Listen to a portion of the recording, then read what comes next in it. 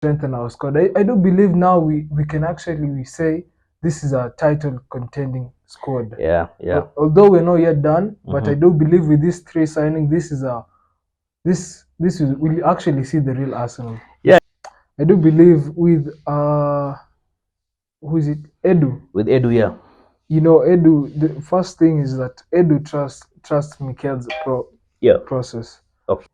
From the top four teams, or rather from the teams that are playing the Premier League next season, which teams do you see challenging for the cup? Because right now, yeah, for the cup. Reckless talk. Son of a gangster. Hey, reckless talk. But I got expensive habits. Don't step in salt. I'm a real one. Check my fabric. Hey guys, this is Dom from Kenya Gunners TV, and today I'm with Ian. Yeah. Ian is basically a Gunner as well, and he's a football player as well, right? Yes. Yeah. So today we're basically going to just talk about ball. The latest news right now, but it's just basically transfers. And Ian, tell me, man, what do you make of the transfers? I do think this transfer window has become, we've seen at least more of action than people just speaking about transfers, rumors. At least this time we can say it has been a good transfer window, although we are not yet done. I do think with the Kai Havertz signing, that's a massive signing. I do believe there's a player in Kai Havertz. Yeah. Plus, he will also help us with the aerial threat. At least because we usually bring in a lot of crosses, but they're no good. They're no good enough, finishers. Finishers. At the same time, I do think with Declan Rice, he is a good player, smart player. I've been watching him for the last 3 years. He's actually developed well as a player. In terms of his ball carrying, nowadays at least he takes a lot of shots than the way he used to. He's improved as a player, and I think he was the missing part in Arsenal. In Arsenal's project.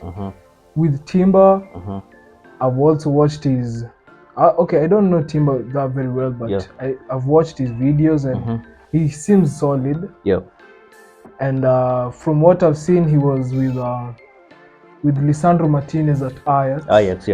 And they seem to cope pretty well. They have a very good chemistry.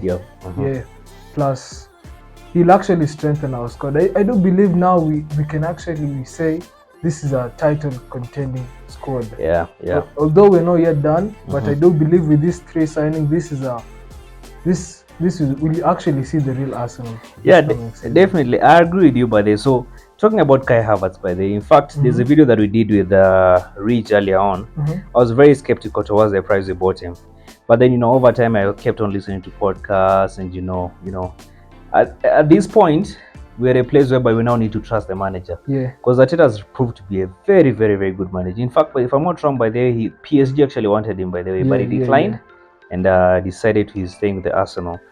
So now, if the manager wants him, then it definitely means by the way, he has a plan for him. He has a plan for him, and he basically flopped at Chelsea because Chelsea, the way they were last season, they basically didn't have a good system. As a football player, you can attest to this, by the way. It doesn't matter, by the way, how good you are.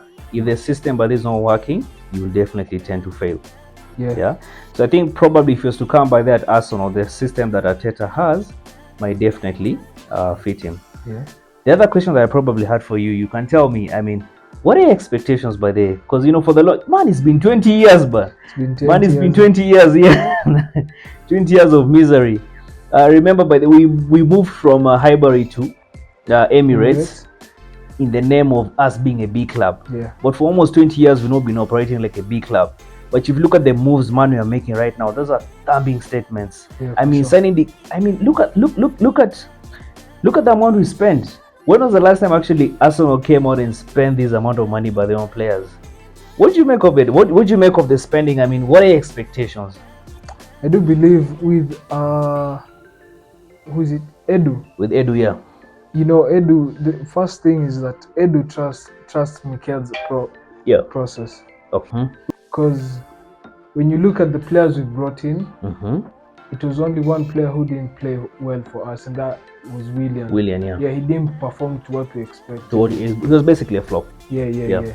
But all other players he brought in, look at Ben White, Jorginho. Did he bring Gabriel? No. He brought look at Martinelli. Also you see with Mikel Arteta, he knows how to develop players. Bukayo Saka. Look at Bukayo Saka. Bukayo Saka is becoming the best version of himself. He's becoming a beast. He's yet to become a beast. And let me just interject. Now this is what actually makes Mikel to be a very good coach. He has the ability. He's been able to tap into players' ability and enable them execute as to the standards. Like if you look at, let me just give you an example, and I'll give you 2 examples by the way that actually made me now trust Arteta by the way, and actually trust the process. So if you remember the Xhaka scenario with Emery, man, Xhaka was one of the worst players by the way during Emery's moment. And he was able by the way to transform him and actually make him actually fit and bring the best out of him. Then if you look at now the Auba situation, I mean, standing by his decision, making a very, very hard decision. And remember, but then that's the thing about we fans. We're usually very fast by that judging, and we don't know exactly what goes on behind those curtains or behind the lockers. But he was able to make I mean, it's not. Imagine Auba being. It's like how do I say this? Confronting Mbappe. Imagine a coach confronting Mbappe by the way. But he was able by the to confront him and actually sort out the issue. And time has proven everything right. For sure. So that is actually makes him a good coach.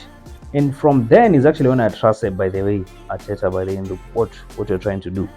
So like what are your expectations by the last season we finished out we capitulated by that towards the end of it, and we finished. Those guys raised the bar so high. If anybody asked you by the way, was Arsenal going to win the Premier League the beginning of last season, nobody had any kind of thoughts by the in their head. But then they raised the bar so high, then capitulated towards the end of it. But all that by the comes back to experience, squad depth, and at the end of the day, we just needed one injury.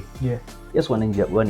Saliba got injured, and that's when things started crumbling. But now, let me ask you, what are your expectations now that we've signed Declan Rice, we've signed Kai Havertz, basically all those positions by the way, like even Partey. You remember if there's any player by that has had Arsenal with his absence is Partey, because he's always been injured. But now we're bringing in somebody who's able to now cover all that. So what are expectations by the way next season? I expect us to win the title. Right. I do expect us to win the title because let's look at it from scratch. Do you remember what happened in 2020 when we went on for like 12 games winless? We were on a poor streak. I remember my dad came to Kenya. He came on November. When he went in January, right, that's when we won our first game. So all that time we was with him. We were just crying all the time. Like every time we were watching the Arsenal game, we were just like, is this the Arsenal we know, or what's really happening? But people were like, let's sack Mikel Arteta. Everybody was sack Mikel. In fact, even if you look at the guys in the UK, the fans, troops, they even came up with shots of, what was the? I forgot Arteta the campaign. Arteta out. Everybody was Arteta out. But as time has went on, he's actually proven by that to be a good coach. So I do expect a lot because if you look at the process, we finished, was it 8th that season, and then we came on, we finished 5th. No, it was 2018, 2019 we finished 8th, if I'm not wrong, and then 2020, 2021 we finished 5th. You remember that's when actually when that was the time we actually fell off top 4. And Spurs actually got in the top 4, and then now last season we actually finished number 2. So we've been more like in an upward trajectory. So definitely, it's more like we're seeing, there's something going on. There's something cooking, and there's improvement. So like I think this is one of the best moments for any fan right now. If there's any time by that, I'm sure any Arsenal fan right now is actually fascinated by what we are doing. Basically, is you know, the upward trajectory. That is in terms of, you know, the way we are playing, in terms of the coach we have, the signings we are making, and the backing. By the most important thing, but this is the backing of the owners. Remember, for the longest time, bro, when we were still having Ivan Gazidis on the board, it's been a struggle, man. It's been a real struggle. But Edu has done something this time. Yeah, and it's I can't wait for next season to start. Definitely, even me, I can't wait for next season. I do believe next season will be a very tight competition in terms of all the teams, because every team is signing, Don. No, actually, let me tell you one thing, Ian. As much as every team is signing, this is the other thing. If there's any team that has been so active during this transfer window, is Arsenal. Yeah. I don't know. Look at Man City. How many players has Man City bought? I think one player. And who is it? Mateo Kovacic. All right.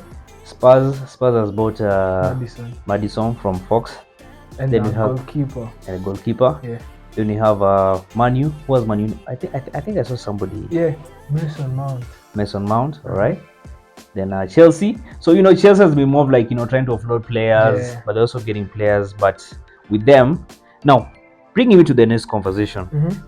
From the top 4 teams, or rather from the teams that are playing the Premier League next season, which teams do you see challenging for the cup? Because right now, for the cup, Man City, obviously. Man City definitely is there. I do believe Arsenal will also compete. Will also be a competitor. Not to forget Newcastle. Oh, Newcastle, hey man, Newcastle. I've actually seen them sign a player from AC Milan called Tonali. Tonali is a really good player. He's a midfielder. Hey, he's a box-to-box midfielder. I'm telling you, this guy will actually help Newcastle. When you look at Newcastle, they have in terms of their age group, right? They're also more of like the same age group with Arsenal. So they also and they've actually been an upward trajectory as well. Yeah. So I do believe Newcastle will also compete for the title, and if only Manchester United sign another player, that's when we'll say they'll actually compete for the title. But at the moment, I don't see them. Yeah, even me, I don't see them actually, but they compete for the title because as is right now, the club is in shutters. The club is in shutters right now, so I don't see Man United competing. I think that, like you say, the 3 teams, that is Arsenal, Man City. What about Liverpool? What do you think? Liverpool, I don't think. But who knows? You never know. But I don't think. I mean, what's the major signing? What major signing have they made this season? They brought in McAllister. Other than McAllister, I've seen rumors they want to go for Dominic Szoboszlai. Okay. But let's see. Let's see. Liverpool, you don't know. Yeah, they're quite unpredictable. But remember, they're in the Europa League. Yeah. So they're in the Europa League. So I don't see Liverpool competing by there for the top for the league.